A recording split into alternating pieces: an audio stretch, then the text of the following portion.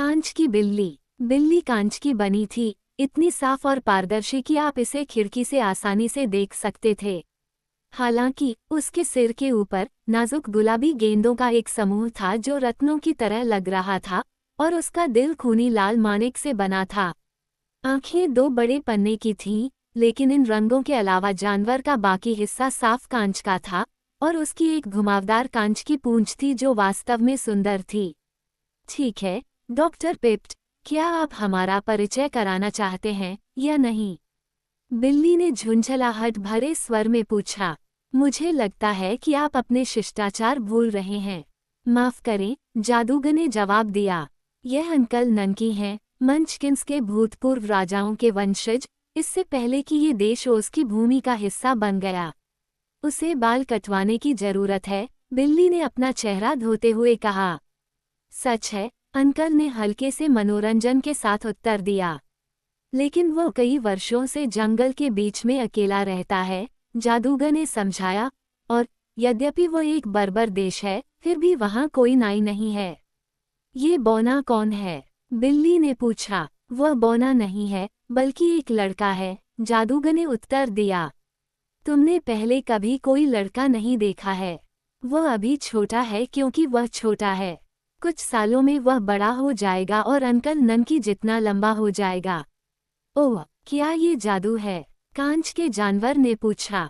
हाँ, लेकिन ये प्रकृति का जादू है, जो मनुष्य द्वारा ज्ञात किसी भी कला से अधिक अद्भुत है। उदाहरण के लिए, मेरे जादू ने तुम्हें बनाया और तुम्हें जीवित रखा, और यह एक घटिया काम था क्योंकि तुम बेकार हो और मेरे लिए परेशानी का सबब हो, लेकिन मैं तुम्हें बड़ा नहीं कर सकता। तुम हमेशा एक ही आकार के रहोगे और वही शरारती, बेपरवाह कांच की बिल्ली, गुलाबी दिमाग और कठोर मानिक हृदय के साथ। मुझसे ज्यादा किसी को इस बात का अफसोस नहीं हो सकता कि तुमने मुझे बनाया। बिल्ली ने फर्श पर दुबककर अपनी कांच जैसी पूंछ को धीरे धीरे इधर उधर हिलाते हुए कहा। तुम्हारी दुनिया बहुत नीरस जगह है। मैं तुम्हारे बगीचों और जंगल में तब तक भटकती रही जब तक मैं इन सब से थक नहीं गई, और जब मैं घर में आती हूँ तो तुम्हारी मोटी पत्नी और तुम्हारे बीच की बातचीत मुझे बहुत बोर करती है। डॉक्टर पिप ने कहा, ऐसा इसलिए है क्योंकि मैंने तुम्हें हमारे पास मौजूद दिमाग से अलग दिमाग दिया है और यह एक बिल्ली के लिए बहुत अच्छा है। तो फिर क्या आप इन्हें निकालकर इनकी जगह कंकड़ नहीं रख सकते, ताकि मुझे जीवन में अपने स्तर से ऊपर महसूस न हो? बिल्ली ने विनती करते हुए पूछा। शायद ऐसा ही हो। मैं पैचवर्क गर्ल को जीवंत करने के बाद इसे आजमाऊंगा, उन्होंने कहा। बिल्ली उस बेंच के पास चली गई जिस पर पैचवर्क गर्ल लेटी हुई थी और उसे ध्यान से देखने लगी। क्या आप उस भयानक चीज को जीवित करने जा रहे हैं? उसने पूछा। जादूगर ने सिर हिलाया। यह मेरी पत्नी की नौकरानी बनने के लिए है, उसने कहा। जब वह जीवित होगी तो वह हमारा सारा काम करेगी और घर का ख्याल रखेगी। लेकिन तुम उसे आदेश नहीं दे सकते, बंगल, जैसा तुम हमें देते हो। तुम्हें पैचवर्क गर्ल के साथ सम्मानपूर्वक व्यवहार करना चाहिए। मैं ऐसा नहीं करूंगा। मैं किसी भी परिस्थिति में इस तरह के रद्दी सामान का सम्मान नहीं कर सकता। मार्गोलोटे ने गुस्से से कहा, यदि आप ऐसा नहीं करेंगे, तो आपको जितना चाहिए उससे अधिक स्क्रैप्स मिलेंगे। तुमने उसे देखने में सुंदर क्यों नहीं बनाया? बिल्ली ने पूछा। तुमने मुझे सुंदर बनाया, वास्तव में बहुत सुंदर, और मुझे अपने गुलाबी दिमाग को काम करते हुए घूमते हुए देखना और अपने कीमती लाल दिल को धड़कते हुए देखना बहुत पसंद है। ये कहते हुए वह एक लंबे आईने के पास गई और उसके सामने खड़ी हो गई, खुद को बहुत गर्व के साथ देख रही थी। लेकिन वह बेचारी पैच वाली चीज एक बार जीवित रहने पर खुद से नफरत करेगी, बिल्ली ने कहा। अगर मैं तुम्हारी जगह होती तो मैं उसे पोछा लगाने के लिए इस्तेमाल करती और एक और नौकर बनाती जो उससे ज्यादा सुंदर हो। तुम्हारी पसंद विकृत है, मार्गोलोटे ने इस स्पष्ट आलोचना से बहुत नाराज होकर कहा। मुझे लगता है कि पैचवर्क गर्ल सुंदर है, ये देखते हुए कि वह किस चीज से बनी है। यहाँ तक कि इंद्रधनुष में भी इतने रंग नहीं होते, और तुम्हें ये स्वीकार करना होगा कि इंद्रधनुष एक सुंदर चीज है। कांच की बिल्ली ने जम्हाई ली और फर्श पर लेट गई। अपनी मर्जी से करो, उसने कहा। मुझे पैचवर्क गर्ल के लिए खेद है, बस इतना ही। ओजो और अंकल ननकी उस रात जादूगर के घर में सोए और लड़का वहां रहकर खुश था क्योंकि वह पैचवर्क गर्ल को जीवित होते देखने के लिए उत्सुक था।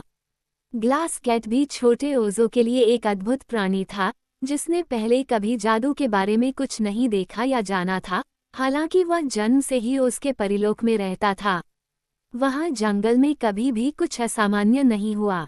अंकल ननकी, जो मंचकिंस के राजा हो सकते थे अगर उनके लोग ओज़मा को अपना एकमात्र शासक मानने में उसके अन्य सभी देशों के साथ एकजुट नहीं होते, तो वे अपने छोटे भतीजे के साथ इस भूले हुए जंगल के कोने में चले गए थे और वे वहां अकेले रहते थे।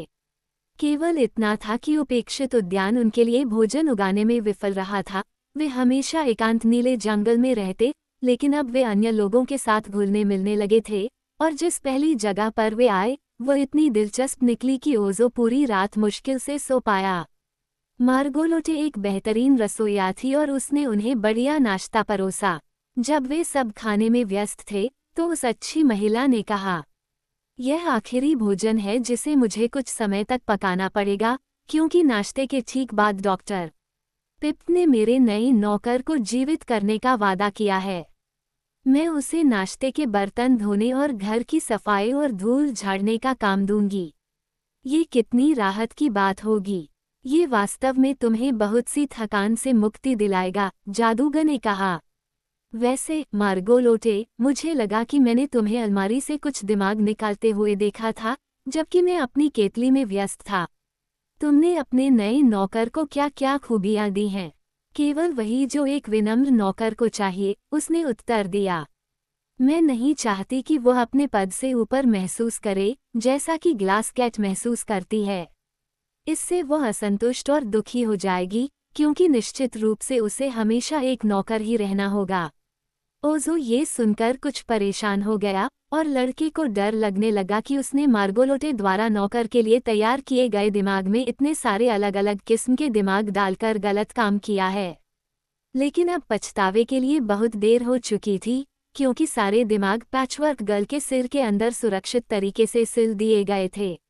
वो अपने किए को कबूल कर सकता था और इस तरह मार्गोलोटे और उसके पति को दिमाग बदलने की अनुमति दे सकता था, लेकिन वो उनका गुस्सा भड़काने से डरता था। उसे विश्वास था कि अंकल ने उसे दिमाग जोड़ते हुए देखा था और अंकल ने इसके खिलाफ एक शब्द भी नहीं कहा था, लेकिन फिर अंकल ने कभी कुछ नहीं कहा जब तक कि यह बिल्कुल जरूरी न हो। जैसे ही नाश्ता समाप्त हुआ, वे सभी जादूगर की बड़ी कार्यशाला में चले गए, जहां कांच की बिल्ली दर्पण के सामने लेटी हुई थी और पैचवर्क लड़की बेंच पर निढाल और बेजान पड़ी थी। तो अब, डॉक्टर पिप ने तेज स्वर में कहा, हम मनुष्य द्वारा संभव जादू के सबसे महान करतबों में से एक का प्रदर्शन करेंगे, यहाँ तक कि इस अद्भुत उस देश में भी। किसी अन्य देश में ऐसा नहीं किया जा सकता। मुझे लगता है कि पैचवर्क गर्ल के जीवित होने तक हमें थोड़ा संगीत सुनना चाहिए। ये सोचना सुखद है कि उसके सुनहरे कानों को जो पहली ध्वनियाँ सुनाई देंगी, वे मधुर संगीत होंगी। बोलते बोलते वह एक फोनोग्राफ के पास गया, जो एक छोटी सी मेज पर कसकर लगा हुआ था, और उसने यंत्र की स्प्रिंग को घुमाया तथा बड़े सोने के हॉर्न को समायोजित किया। मार्गोलोटे ने कहा, मेरा नौकर आमतौर पर जो संगीत सुनता है, वो उसके काम करने के लिए मेरा आदेश होगा। लेकिन जब वह जीवन के अपने पहले एहसास से जागेगी, तो उसे इस अदृश्य बैंड को सुनने की अनुमति देने में मुझे कोई बुराई नहीं दिखती। उसके बाद मेरे आदेश बैंड को हरा देंगे। फोनोग्राफ अब एक भावपूर्ण मार्च धुन बजा रहा था और जादूगर ने अपनी अलमारी का ताला खोला और जीवन पाउडर से भरी सोने की बोतल निकाली। वे सभी उस बेंच पर झुक गए जिस पर पैचवर्क गर्ल लेटी हुई थी। अंकल ननकी और मार्गोलोटे पीछे खड़े थे, खिड़कियों के पास, ओजो एक तरफ और जादूगर सामने, जहां उसे पाउडर छिड़कने की आज़ादी थी। ग्लास कैट भी पास आ गई, महत्वपूर्ण दृश्य देखने के लिए उत्सुक। सब तैयार हैं? डॉक्टर पिप ने पूछा। सब कुछ तैयार है, उसकी पत्नी ने उत्तर दिया। इसलिए जादूगर ने झुककर बोतल से अद्भुत पाउडर के कुछ कण निकाले और वे सीधे पैचवर्क लड़की के सिर और बाहों पर गिरे।